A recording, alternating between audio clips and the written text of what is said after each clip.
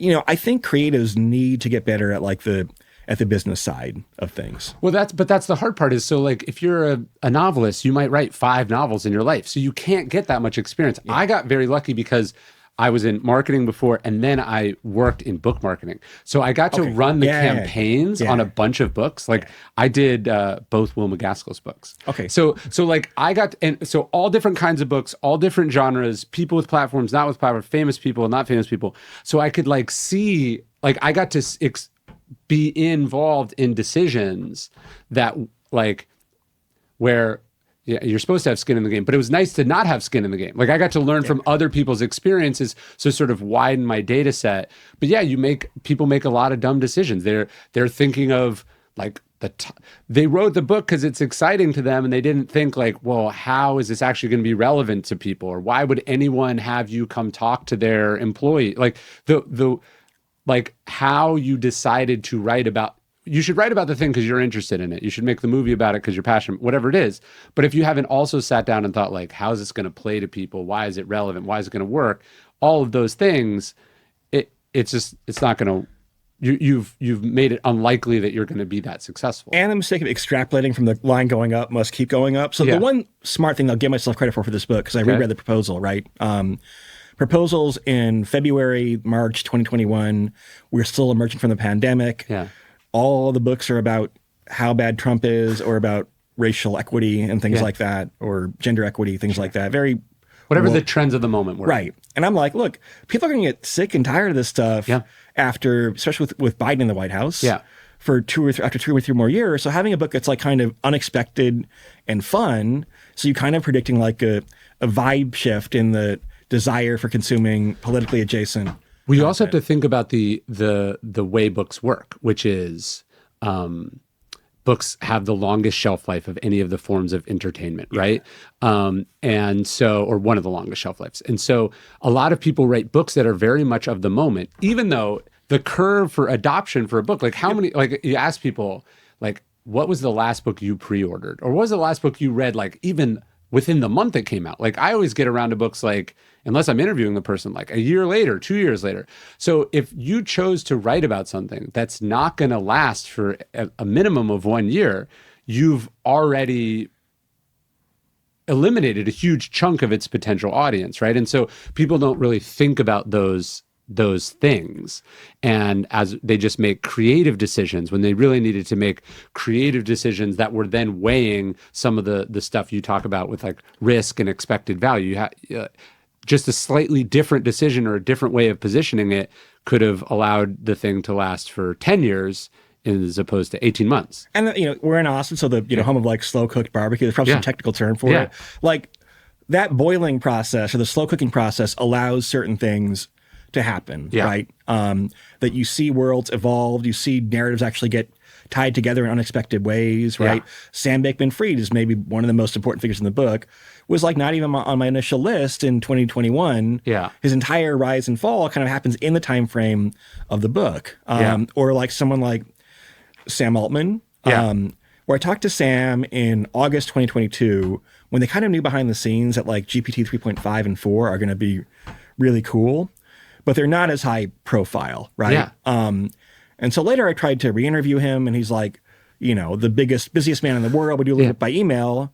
I'm like, actually, this is much, given the choice to have an interview after the breakout or kind of in the middle of their process when he's less guarded in August 2022, like this interview is actually much better, the one I already had in the bag. So things like that are helpful with the book. You never know where things are going to go. But if you are trying to think of optionality as opposed to like sort of locking things in, you have more. Well, that's the other kind. I feel like if you understand optionality, that might be like the single most important skill if you're anywhere in kind of the entrepreneurial mindset, right? That cultivating opportunities that lead to more opportunities instead of nodes that are closed is just this incredibly valuable, exponentially better skill set, right? And it might mean saying yes to more things, to more, if I think about how I've made friends, then it's often through some friend of a friend you met at a party that you didn't actually want to go to that night or something, right? And like, but you just want to like, you want to go where doors are likely to open and lead to other doors. And if you don't do that, then I think you're making a big mistake. But I struggle with that because obviously to be good at something, you have to say no to things a lot and you have to be disciplined. And at the same time, when I think about the things, like I met my book agent and some of my best friends at like a conference I went to like 12 years ago. And I wasn't going to go, and then I went. And then now I spend most of my time trying to not go to conferences. You know, like these random serendipitous things change the course, the trajectory of your life. And also, though, if you went to all of them, you would never have time to do what you do. And so, how do you let that randomness in without being ruled by it? So one thing that helps me a lot, it's kind of unique circumstance, is because elections are these 4-year cycles. You naturally have up cycles and down cycles, right? So you're going at warp speed in like the June through November of an election year, and the other, 7 out of 8 times throughout the rest of the year, then you can pick your pace a little bit more. Interesting. Yeah. One of the things I was curious about in the book, so like it seems like these VC guys, what they're really good at is realizing, okay, you can only lose the amount of money you put in, but you could potentially make an unlimited amount of money. So they kind of develop this mindset of taking these kind of chancy bets. I'm wondering if part of the world we're living in is their struggle to realize that most things in life are not that way. For sure, right? I think they... things like their intuitions about politics tend not to be very good. Like, Peter Thiel's a smart political thinker, but like the candidates that he's kind of endorsed tend not to sell very well to mainstream America necessarily. But I think it's more, what I'm saying is like, okay, so Peter and I sense this very much when I was writing the book, because I remember I was in his office the day he announced that he was donating that first money to Trump. And I remember sort of asking him what he was doing.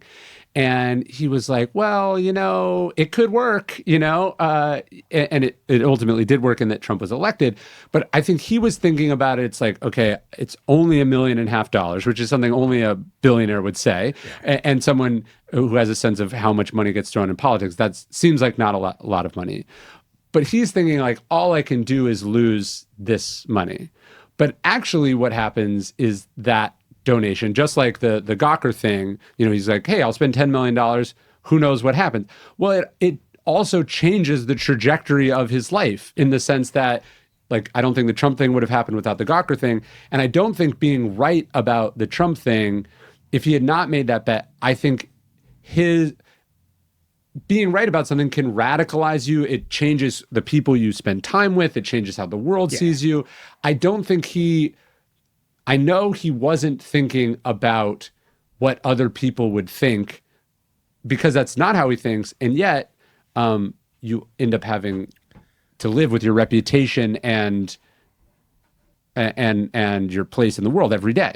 Yeah. If people who aren't doing the kind of meta rationality stuff, don't realize the extent to which, when I started like writing and tweeting more about COVID, where I don't know, I think I actually have a very centrist viewpoint, right? I thought the lockdowns were bad. I think the vaccines are good, right? I thought we had to get back to normal at some point after vaccines were available. But yeah, when you're identified of a certain political bent and you're more outspoken about things, then the people that you meet change in like types of subtle ways, right? It's like not like I've ever had a friend, like maybe one, like cancel me over politics. Yeah. But it just kind of changes your trajectories a little bit. And if you don't realize it, then, the other thing too is, look, I think if you have a general bias, the average person is too conformist. Yes. But you see people in Silicon Valley and these different sub-communities and the rationalist community where maybe they have some successes and then just go way overboard, or maybe they're living their great life. I don't know. Yeah. But that first succulent taste of success by making a contrarian bet and having it be right is very, I think, addictive. Yeah, it's addictive, and then it's changing the reality you're in. But I remember he said something like, and I don't mean to make this all about him. You could do this with Mark Andreessen or Ackman or whatever. But he said something. He was like, the Trump thing. He's like, there's a 20% or 30% chance this could all end in disaster, but whatever. And so it's like, if you're betting on a company going like there's a high chance of success and the failure is capped at 0, It's great. But like the presidency ending in disaster is, one of the possibilities there is nuclear holocaust. Like it strikes me as you need a balance of the sort of swashbuckling risk taker, and that attitude is particularly conducive and successful in places conducive to it. And then there's this other part of our world where, like, I'm not sure you want to introduce the river mentality. Yeah, I mean, part of it too is having some like meta rationality about where are the weak points in your mental model. Yeah. And how fragile are they? This sounds like Taleb a little bit more. But yeah, if sometimes you're making a model, like an election model, which is pretty complex, right? There's several thousand lines of code, and you'll focus so much on some very small detail, like the 2nd Congressional District of Nebraska, which awards one electoral vote, right? But then some very major parameter, like how much error do we expect there to be in the polls? You just estimate really quickly, and or there are bugs in your code. You know, every year I go through and kind of not really rewrite the code, but go through and say, is there anything I should change? And like you discover, like, oh, there was a minus sign where there should have been a plus sign, right? And that's a very minor operation, doesn't matter, but like it's been there for 12 years now and never really affected anything. But you have to be, people I think are, they focus on the parts of the problems that are like nerd sniped, right? Where they're like, they're fun and intricate and interesting and don't kind of zoom out. And that's kind of where some of the skill comes in. And I think, if you actually have experience having skin in the game and gambling or doing things adjacent or analogous to gambling, like that makes you a lot better. Like the pure academics are almost always like really bad at modeling.